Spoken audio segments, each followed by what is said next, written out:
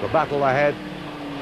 We saw the pull out there by Kent, who tried to get through on the inside of Fluxy, but Fluxy didn't want to know about it. And all that meant, of course, that Short got a little bit closer to them by the time they came out of Redgate Corner. Down the hill, blink of the brake lights there. Somebody dropped some oil earlier on there. You can see a long, long trail of cement, but it's offline. Kissing the curb. Gavin Cooper once again with the yellow car.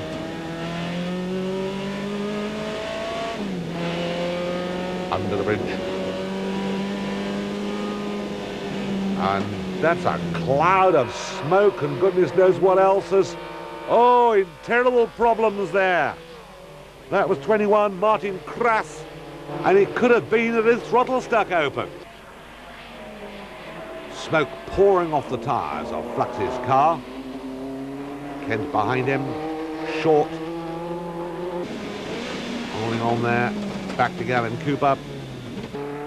Cooper through on the inside there of the slower car. We're watching number 40, Martin Stewart. Back aboard Cooper, leading a little gaggle of cars. And 26 there, the man following him is Chris Lord, and that, spinning himself out of contention, was Colin Waterhouse. As the first three streak through, Station Hill Garage, Martin Short falling back almost into the clutches of Jason Yeomans. But Yeomans has got smoke pouring from everything. The other Cooper, with the red car, slightly higher mounted camera looking over the top of the screen. And Kent getting two wheels on the concrete there, but he's losing out in this battle with Flux. Flux has pulled out a respectable lead, and Kent, who leads the championship by a country mile and is champion-elect, can afford to let him go. Short in third place, and whoops, we've got more problems here for Colin Waterhouse, and I think it's water that he needs right now, or something to put the fire out. Does he realise it's burning, I ask myself? Well, we're never going to find out, because here comes Ian Flux again. Kent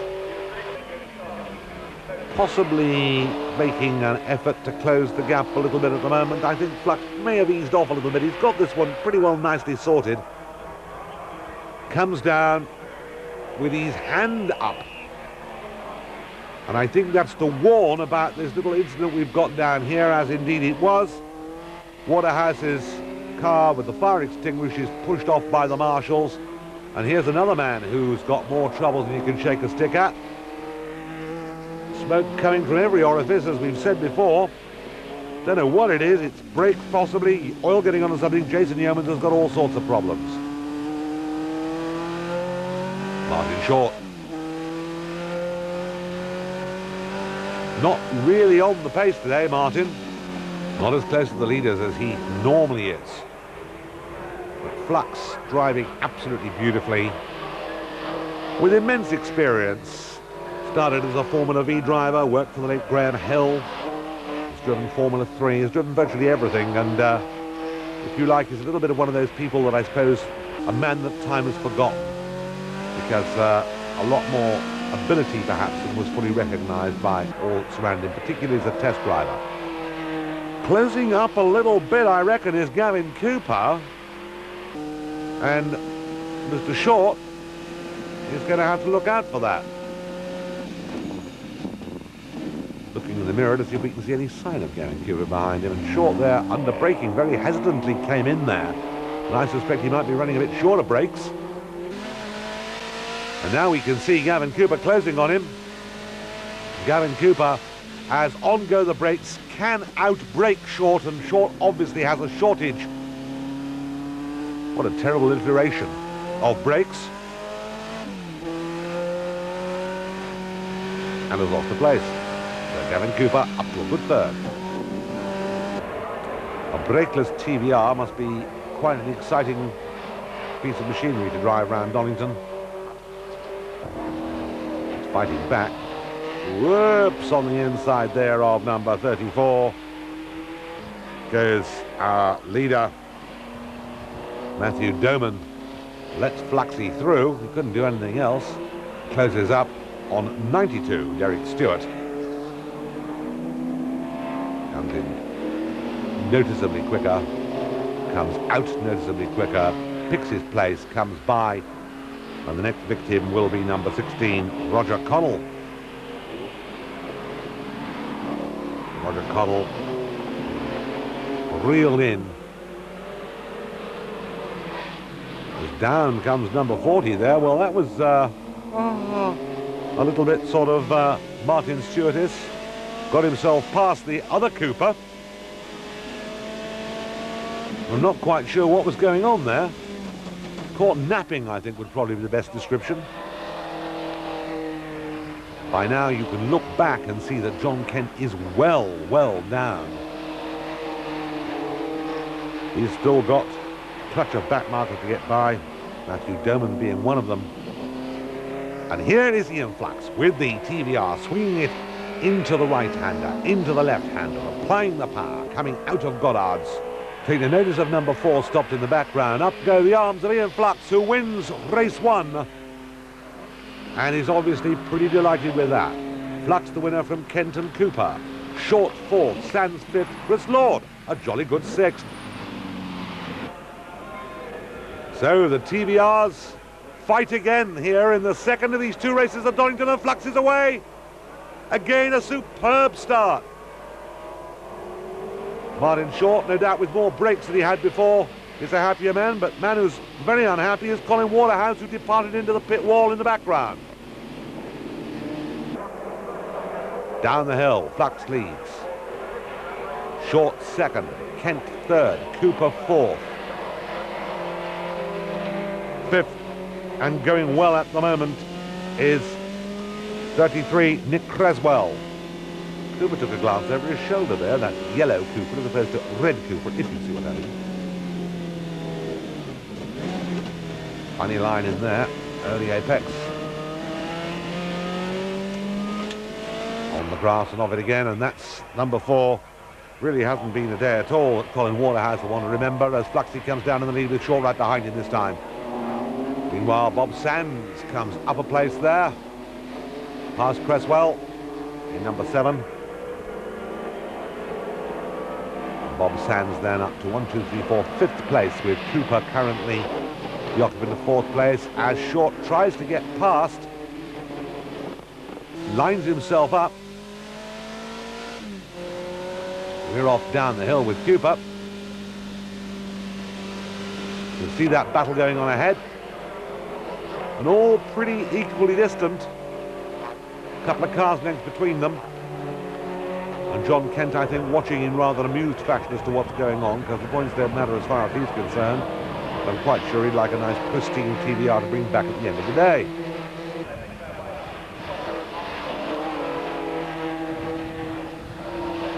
Sands going well, still ahead of Creswell. Also going well, number 26, Chris Lord. Been a jolly good drive as far as he's concerned. Very impressive.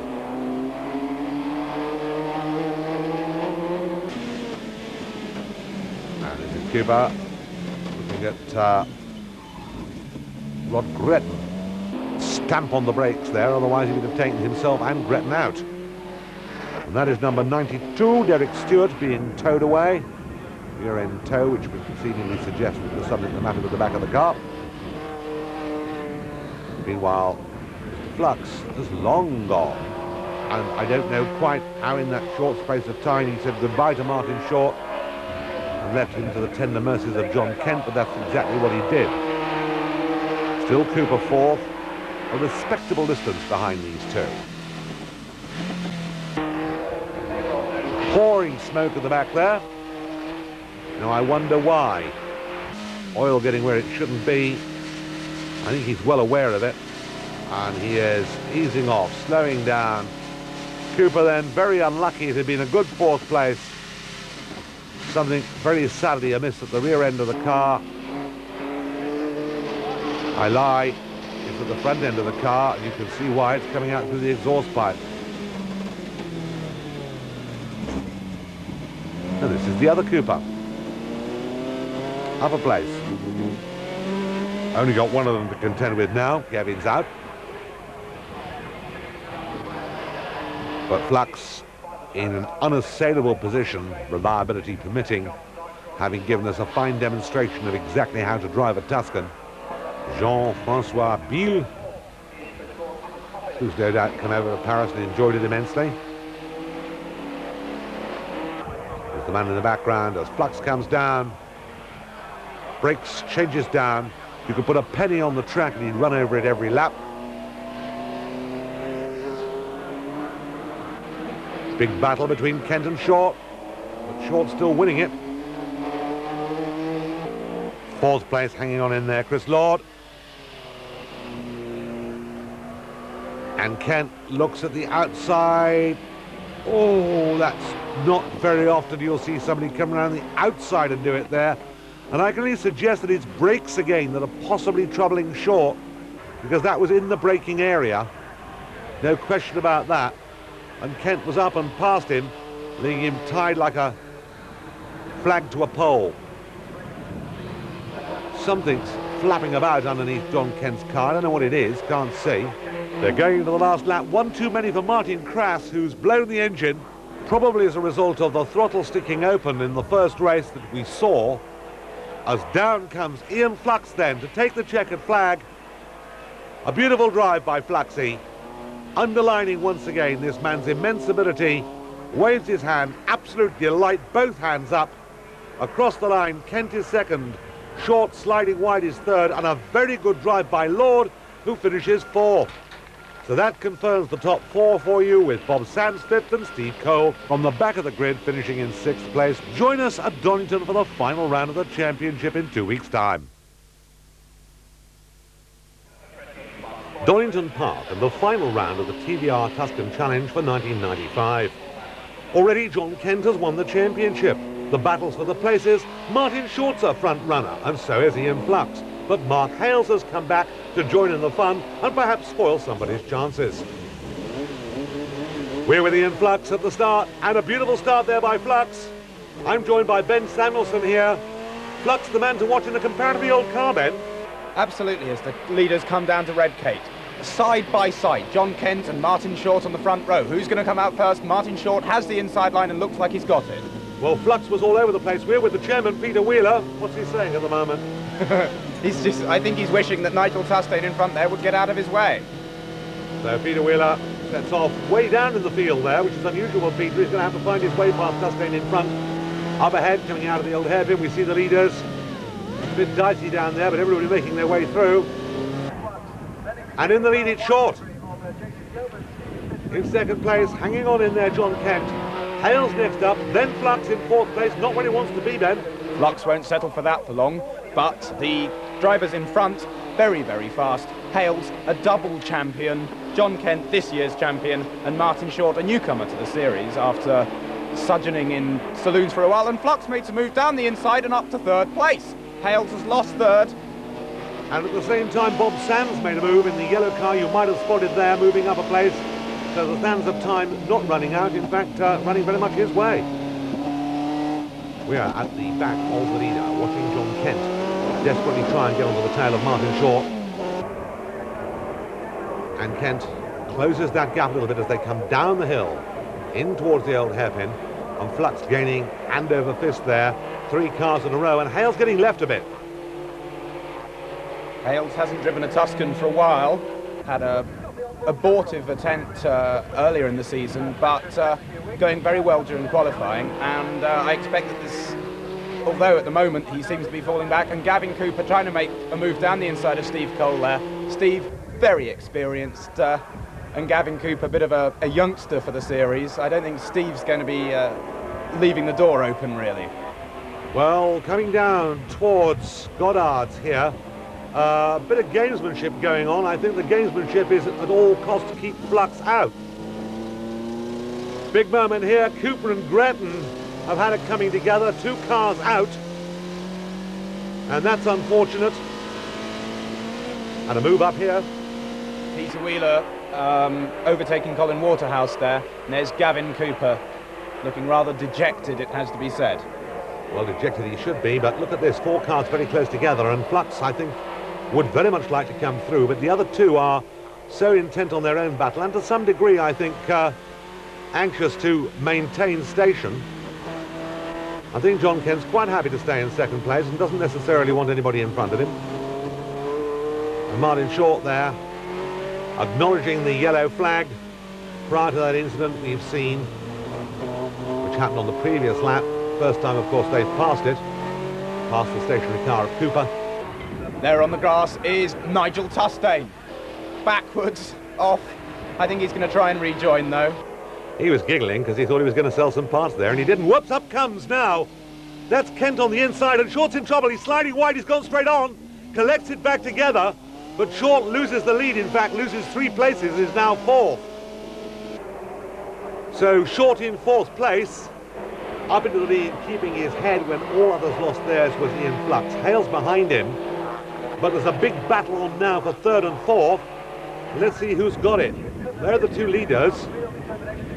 And Martin Short would like to displace Mr. Kent, because he claims that he plays cricket better and drives the car faster, but right now he's got his work cut out. Short, unfortunate to throw that away, Ben.